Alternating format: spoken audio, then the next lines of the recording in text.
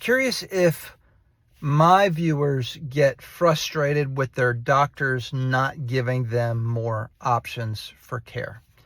They give them some options, but not enough options. And the reason this came up in my universe today was we see a lot of people in our office for orthopedic issues, musculoskeletal problems, back pain, neck pain, headaches, knee problems, shoulder problems, things like that. And many of them come to us because they're trying to avoid a surgery. They're trying to avoid pain medications. They're trying to get their life back. They're trying to live the life that they want. And pain or restriction is keeping them from doing that, keeping them from living the life that they want.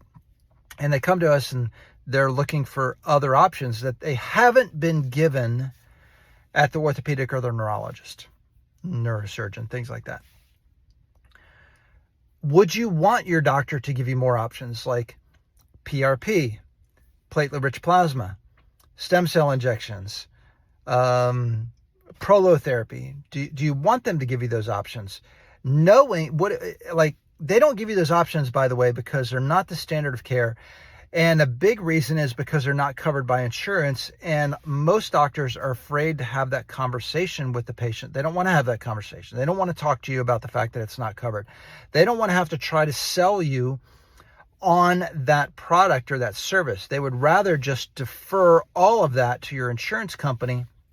But then what happens is you have Susie, who has an associate's degree in healthcare management, who has no clue about what is beneficial to the patient, who's sitting behind a desk at Cigna or United Healthcare or Blue Cross Blue Shield or something like that, who's determining what's medically necessary and what should be covered and what shouldn't be covered.